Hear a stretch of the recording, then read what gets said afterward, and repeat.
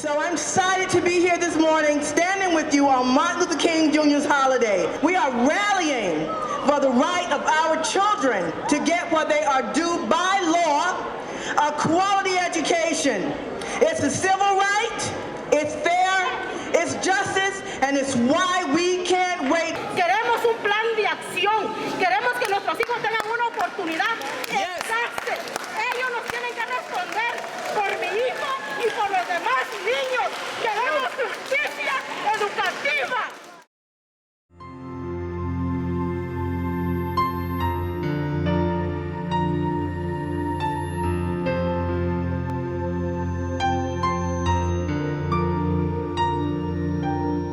Current arguments about how to improve public education through charter schools or more rigorous teacher evaluation treat parents as individual consumers of their children's schooling and rarely consider what organized groups of parents can contribute to school reform. This film examines how New York City parents initiated neighborhood campaigns, formed district-wide coalitions, and built a citywide organization to raise student achievement and expand educational justice across the city's struggling schools.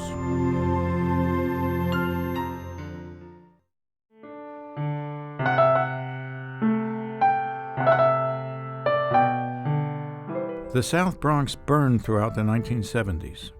Much of its affordable housing was destroyed. This is the Mount Eden section of the South Bronx, one of the nation's poorest neighborhoods, and one of the centers of the borough's devastation.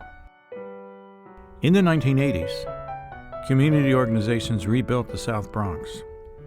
The new settlement apartments restored 15 multifamily buildings and provided 1,000 renovated apartments to families with limited means.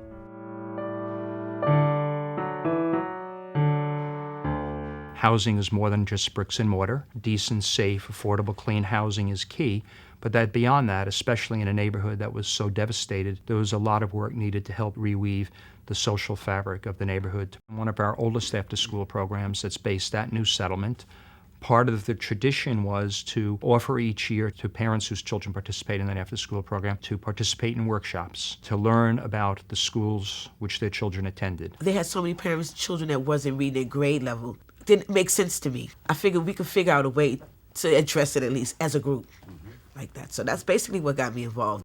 They knew best. They were their children. Many of them themselves had gone to public school, and they realized that the education their children were getting was not the education that they even had gotten. Others had come from other countries and came with the expectation that if they did their job and sent their children to school, that their children would learn. But they realized that wasn't happening.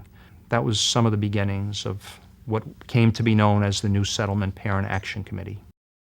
I met an organizer from the New Settlement Department Parent Action Committee who I called, she just had pit bull persistent. She would not go away. You need to come to this meeting. We need your input. This affects you. So finally I went, and the rest has been history. After doing a lot of research, we realized that 17% of our children were reading at grade level. So out of every 100, you only had 17 reading at grade level. When the PAC discovered that most PS64 students could not read adequately, parents concluded that school failure, rather than individual children's limitations, was the core problem. So the PAC met with PS64's principal and the superintendent of the local school district about how to improve the school. They really just seemed to not hear or want to see what was wrong and really make it like it's not as bad as it seems. You know, we're troublemakers. Public school officials took over our meeting. And when they took over our meeting, it no longer became our meeting. Right. It became their meeting. They made us out to be bad parents. And I think that was a turning point for me, because after that, I vowed that I'm going to learn as much as I can. What the PAC learned was that schools like PS64 could be improved. We knew what a bad school looked like. We didn't know what a good school looked like. We had schools 165 that was pretty much the same size as CS 64, the same demographics in terms of people or population. And how come it had been doing bad and the principal had turned it around, I think, in about 2 years? The parents realized that the principal who was there at the time was a real impediment to any kind of progress. What's going on in this school is persistent educational failure. That means that this school is not doing good, this principal is not making it work. The PAC then discovered that principals could be removed by the chancellor, the head of the New York City school system, for their school's persistent educational failure.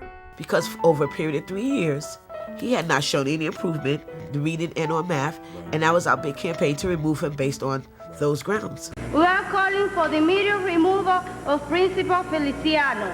We want your support. They launched a petition campaign and gathered many, many signatures. Again, not only of parents of children in the school, but of other community residents. And then I guess in an effort to help us out, the principal got in a fight one day with one of his staff. They wound up wrestling on the floor, tumbling down the stairs in the presence of, students. That, along with the work that the Parent Action Committee had done, led to the principal stepping down and leaving. Because an ineffective principal had rarely been removed through the actions of a community group, the PAC celebrated its victory and pledged to help the new principal improve the school.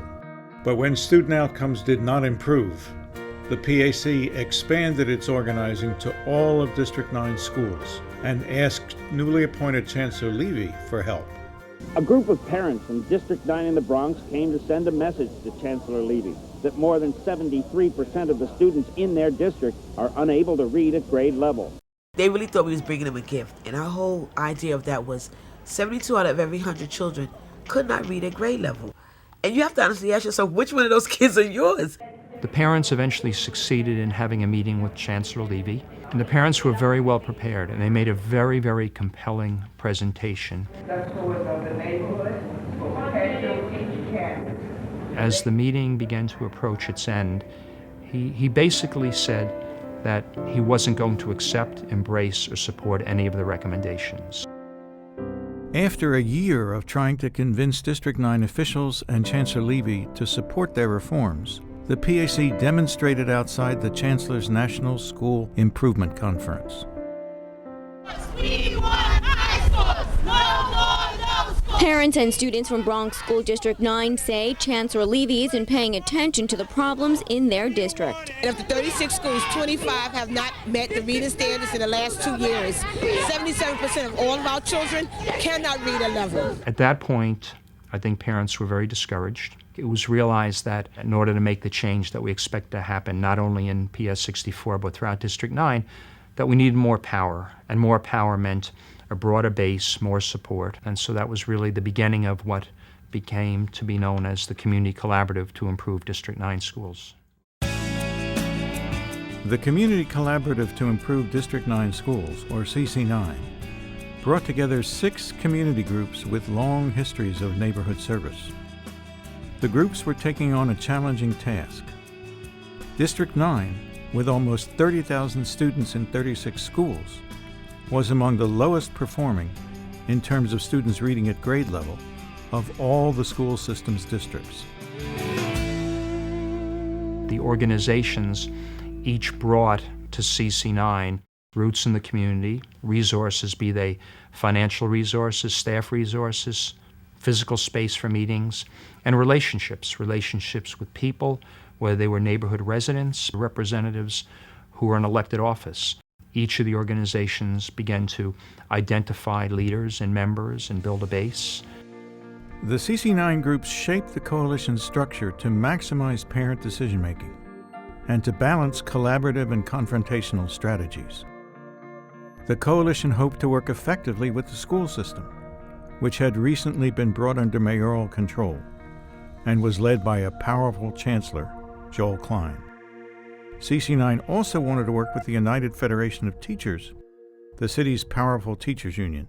In New York City, there is a history of distrust and separation between parents and teachers. We had to figure out a way to try to soften the relationship between parents and teachers, but also not giving up our power, parents' power. The one that I really remember is a meeting at New Settlement in their community room there, where there must have been arguably 40 people, if not more.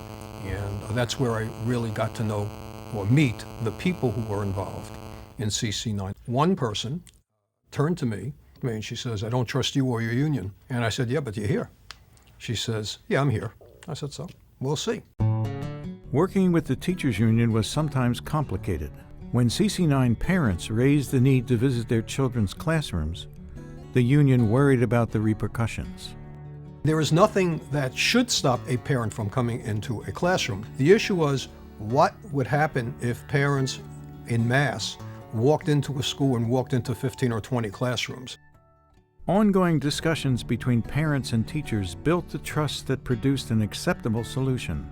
Parents would make appointments to visit teachers' classrooms or to see teachers during their prep periods or at other available times. After this agreement, CC9 organized a large public rally to approve and to celebrate the CC9 platform. And it's my pleasure to welcome all of you to a celebration of hope and commitment to improving the quality of education for our children. Mi nombre es Ana María García. Soy una madre de 4 niños del Distrito 9.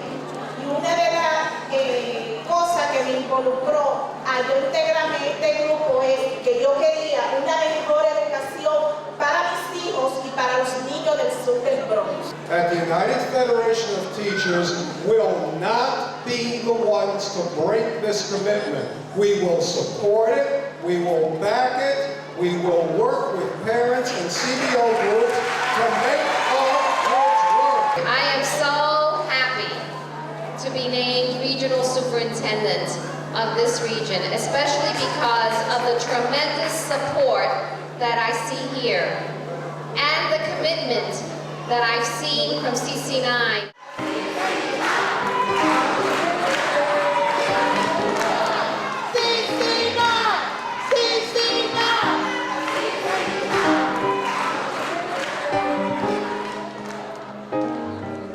This was one of the first times when a group was actually coming together and saying, we need to really look at our schools. And they felt that the quality of teaching needed to really improve.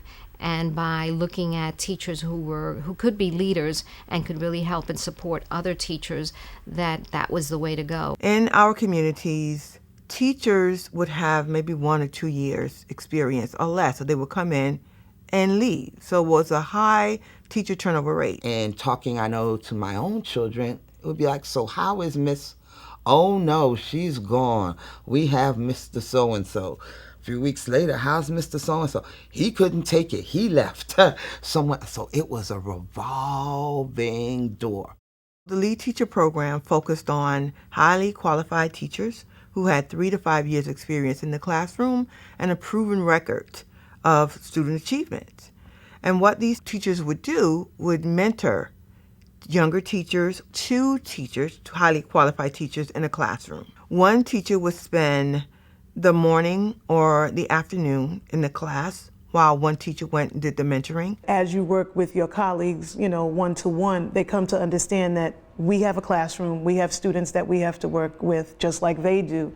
It's just that I have the time to support them during the day when normally I wouldn't be able to do it until probably after school. The lead teacher program seemed to me tailored to thinking about teaching as a career, as well as thinking about how you actually prepare new teachers who may not otherwise get the mentoring and the proper induction that they need.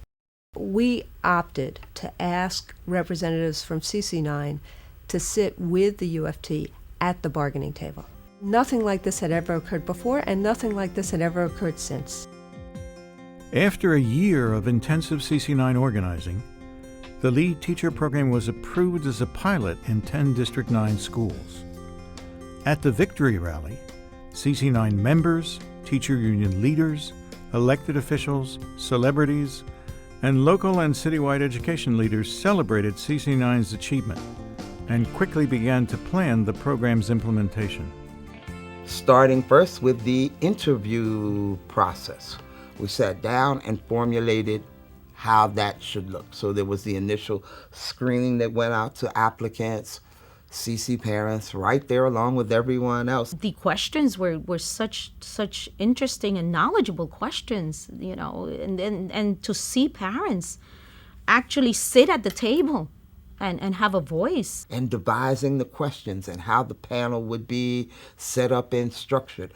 Then we discussed a rating system and what we were looking for. To really stand up in front of the classroom and teach and have this teacher, that's new and looking for ways to better her teaching, to look at me and say, gee, I could do that. In the third grade, where most of the lead teachers were concentrated, that the students' test scores in English language arts and math were actually, their gains were larger than the city as a whole, than District 9 as a whole, and then the schools that they were compared to. When the lead teacher program that began as a pilot in 10 schools was being expanded by the Department of Education, parents were on the one hand pleased, but on the other hand very disheartened. They helped shape the program. They sat at the table side by side with representatives of the United Federation of Teachers, representatives of the Department of Education, and they felt it was a true partnership. And when the Department of Education decided to take this model and replicate it on a much larger scale, that whole aspect of the lead teacher program was dismissed. They took the whole community involvement piece out of the expansion of the lead teacher program, which the evaluators felt was a huge part of why it was successful. It was us who brought all of them to the table, to help develop the program. The program was a success. Why in the world would the Department of Education, the mayor's office, expand the program without including our input? It was a lesson learned. A bunch of parents limited to one school district was not enough. That if we were going to truly have a lasting impact on reforming and transforming public education in the city of New York, we were going to have to get more like-minded people on board with us. The Brooklyn Education Collaborative consisted of the UFT Parent Outreach, 1199 Child Care Fund, ACORN, CHAFE, Cypress Hills Advocates for Education. We started off with science equipment, realizing that in many of these schools, which are really high poverty neighborhoods of color, where many of the schools have been failing for many years, that they didn't even have science equipment in there. And so we fought for that and were very productive. And then we moved on to the big picture, which was science labs. And we realized that even though students in 8th grade had an 8th grade lab component on their Regents exam, many of the schools didn't have labs. And so we really fought for science labs. We were thinking about building power across the city and had already established 2 other collaboratives. There was the Brooklyn Education Collaborative and there was the Brooklyn Queens for Education Collaborative. In order to have the impact that we needed to have, that there needed to be still more power, and that it was a citywide Department of Education. Perhaps there needed to be a citywide organization that helped move forward the agenda of educational justice. The 3 collaboratives came together to form that new citywide organization, the New York City Coalition for Educational Justice, or CEJ, whose mission was to end the inequities of resources and outcomes across the city's schools. These goals were ambitious but necessary. The school system, with 1 million students in 1,400 schools, was failing far too many of them. And parent and community participation in educational decision-making had been eliminated by the new mayoral control legislation. The organizations that came together to create CEJ had real alignment in terms of who should be the drivers of change in communities. Ordinary people that know the real problems and ordinary people that actually have ideas about what the solutions should look like. When we came together to create CEJ, one of the first things that took place was actually a retreat that brought together leaders from each organization to meet each other and to actually explore what are the issues that bring us together. In that initial retreat, the need to dramatically improve the city's middle schools as the critical platform for high school and college success emerged as the focus of CEJ's first campaign. Children did really well in 3rd grade, less well in 4th, and by the time they got to 8th grade or the middle grades, it was a mudslide, and that the average child, no matter how smart he or she was, entered high school 1 or more grades behind. When we looked at the statistic, only 1 out of 3 kids was reading at grade level. Seeing those numbers and understanding those statistics was a real wake-up moment. The speaker, Christine Quinn, Speaker of the City Council, we were successful in setting up a meeting with her. She said, middle school is my baby, and I've been trying to figure out a way to make it work. Once you meet with the CEJ leadership, it's very clear that they are parents, but they're also backed up by research. So it's kind of a great amalgam of the different pieces of what you need to get things done. She stood with us at a press conference another cold winter day and said, we need to do something about middle school. At the rally, CEJ issued a report demonstrating the systemic failure of middle school education, particularly for African American and Latino students, and recommended comprehensive changes. The rally also announced the formation of the City Council's Middle School Task Force, with 2 CEJ leaders, Carol Boyd and Zakia Ansari, among its members. CEJ really was kind of the real-life compass of the task force, if you will, because they could tell us whether the solutions we're talking about were going to work in their neighborhoods, in their children's school. We never lost sight of who we were, why we were there, and what was in our initial platform. Because of how we operate at CEJ, there was constant reporting back to the body at large saying, this is where we are, where do we go now? At the press conference after the Middle School Task Force released its report, the mayor, the City Council Speaker, and the Chancellor announced their response. A middle grades initiative that allocated $5 million to implement the task force recommendations in 51 poorly performing middle schools. CEJ pushed hard to make the middle grades initiative work, but the initiative seemed too limited in scope and too slow to take hold in the target middle schools. So CEJ intensified its campaign by organizing a major rally at St. Paul's Church in Lower Manhattan. So I'm excited to be here this morning, standing with you on Martin Luther King Jr.'s holiday. We are rallying for the right of our children to get what they are due by law, a quality education. We may all be immigrants. However, we all have a common dream. The best life for our children, including the best education. Unfortunately for many of us, the middle grade schools our children are attending are failing them. Porque las escuelas intermedias están fallando a nuestros hijos. Por eso CEJ trabajó fuertemente para mejorar las escuelas intermedias. Para mí es un trabajo extraordinario que estamos haciendo todos. Porque padres como yo en otras partes de la ciudad, hablamos diferente idioma, diferente cultura, pero queremos lo mismo. Sí, educación para nuestros hijos. Tenemos hoy aquí las caras de las personas que son afectadas. Los afroamericanos y los latinos son las escuelas donde tenemos más problemas, donde tenemos más dificultades, donde tenemos más disparidad. At the rally, CEJ released a report analyzing the city's failure to reduce the achievement gap in the middle grades. The report recommended extending learning time, implementing strategies to improve teacher and principal effectiveness, and providing the academic, social, and emotional supports necessary for student success. The report was produced for CEJ by the Annenberg Institute for School Reform. The staff at Annenberg really understood their role as being primarily oriented to support the leadership of the parents that were coming together.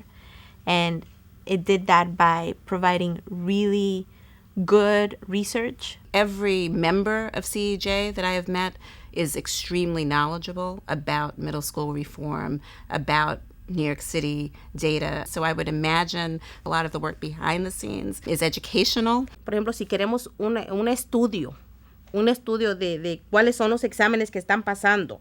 Sí, hay una persona específica que se dedica a buscar esos estudios donde nos dan un informe, ¿sí? Para cuando tenemos la campaña de mandar al Departamento de Educación, tú estás diciendo esto, pero eso está pasando. Annenberg staff not only generate the data that support CEJ's campaigns, the staff also provide data to the local campaigns of CEJ member groups. These teachers in Highbridge, a South Bronx community, are taking a walking tour organized by the Highbridge Community Life Center, a CEJ member group, and its parent organizing arm, the United Parents of Highbridge. The teachers are familiarizing themselves with the Highbridge neighborhood and its history. There was a time in the early 70s where we had a strong neighborhood movement, strong parents and neighborhood movement, and we demanded Mayor Lindsay that he build us a new school. In surprise to us, they decided to build PS 126. It was a great victory of parent and community organizing, and that's why we think we can get that movement going again and get our middle school. I have raised 7 children in Highbridge.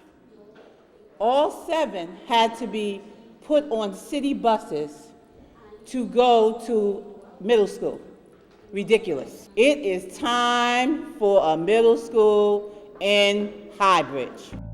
As CEJ developed its citywide middle school campaign, the United Parents of Highbridge launched a local campaign for a new middle school in the neighborhood. Annenberg staff produced the research showing the need for a new middle school. You're not going to get what you want unless you fight for it. You're not going to get it because you need it. You're going to get that middle school the day that we come together and we stay together and we keep the pressure on.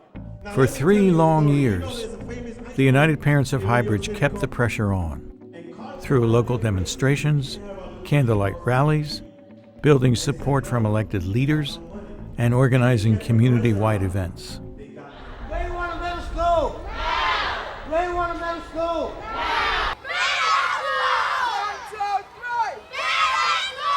Let us envision a school that works with the community, that is part of the community. Plan for us, build for us what we need for our kids in this community. It is irrational to think that our students can trek all the way to other parts of the Bronx when it is so difficult to get out of the neighborhood of Highbridge or into the neighborhood of Highbridge. We're here with my friends Alicia, Alan, Jose, and Jocelyn, and they're here to say, through their artwork, which speaks louder than whatever words any adult can say here today, as to what type of school we want.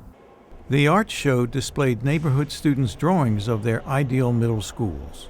At the show, the United Parents of Highbridge announced the city's approval of the new middle school.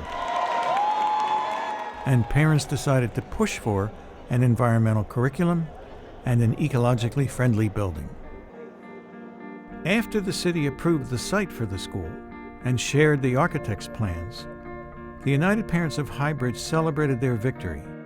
A new middle school focused on environmental sciences and sustainable energy. So the group began to make the new middle school an effective platform for high school and college success, the core of CEJ's ongoing campaign. CEJ's ongoing organizing had persuaded the city to expand its middle school initiative by increasing the amount of grant awards to struggling middle schools and by doubling the number of those schools receiving grants. So CEJ members began to develop a kindergarten to 12 reform platform that would prepare all the city's students to graduate high school and succeed in college and careers. The thing that was different about CEJ is that because there was so much effort put into making sure that people had time to learn about each other and about the issues that we were working on, there was just a huge amount of kind of human capital that we didn't have before. There are these amazing meetings that happen once a month on Saturdays where parents do a lot of preparation work. Those meetings have been kind of the core of the culture of CEJ.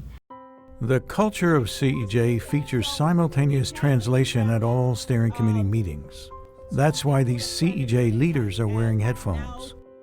There's no way you can come into somebody's community and not offer translation if you really want those parents engaged in what you're talking about. It's about respecting the cultures and the neighborhoods that we're targeting. The neighborhoods where our children are really failing are Black and Latino areas. We want college prep, not just test prep. We want college prep, not just test prep. CEJ members were distressed because the new region statewide graduation standards threatened to deny diplomas to almost 60% of the city's high school students. most of them African American and Latino. So CEJ issued a report demonstrating the stark threat the new standards posed and pushed for rigorous reform of the high school curriculum, extended learning time, and comprehensive instructional supports. We cannot have 70% of the children graduating our high schools needing remediation when they enter college.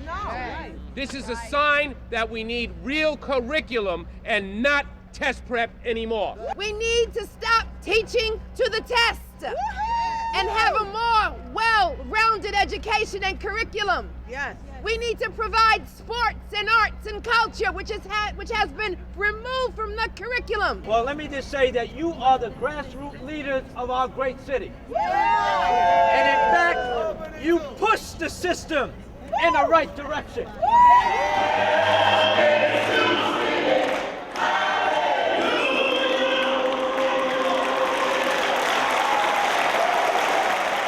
I'm pleased to welcome you to the Abyssinian Baptist Church. I'm pleased that we are able to host this gathering led by the Coalition for Educational Justice. And it is the responsibility not only of us, but a responsibility of the city of New York to make sure that every child in this city has the privilege and the right to education. The school system as it stands was designed over 100 years ago, at a time when we as a people of color were not expected to get any type of education.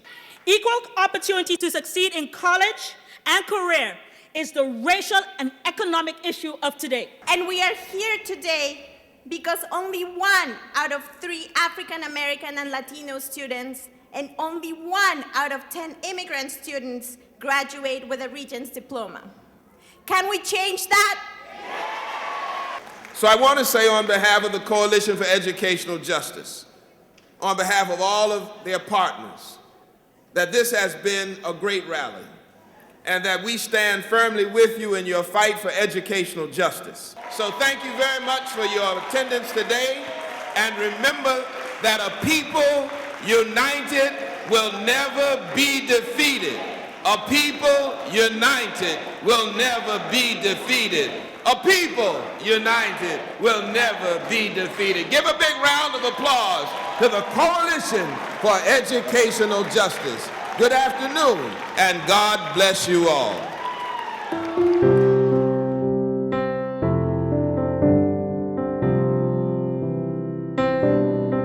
These outcomes suggest what education organizing that builds parent power can achieve.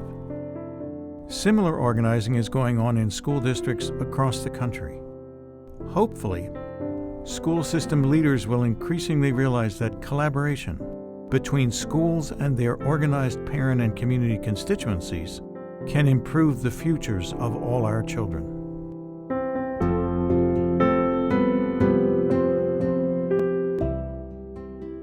CEJ is a real model in that way for our city and also for other cities of how to do very good grassroots-led community organizing work to improve education. Tener una educación de excelencia, que el pastel no solamente sea para unos cuantos, que la educación buena no solamente sea para unos cuantos niños, ¿sí? Que la educación sea buena para todos. And look, these are our kids. You can't keep telling us you can't do things. We're not going to take it anymore. We know that can be done. We know it's done in other schools. Why isn't it done in our communities? And to use a quote that I saw one of my children use just yesterday, it came from Malcolm X. It was something to the effect of, when I think of things around me, it makes me sad and I want to cry. But then I stop and it gets me angry, and that's what brings about the change.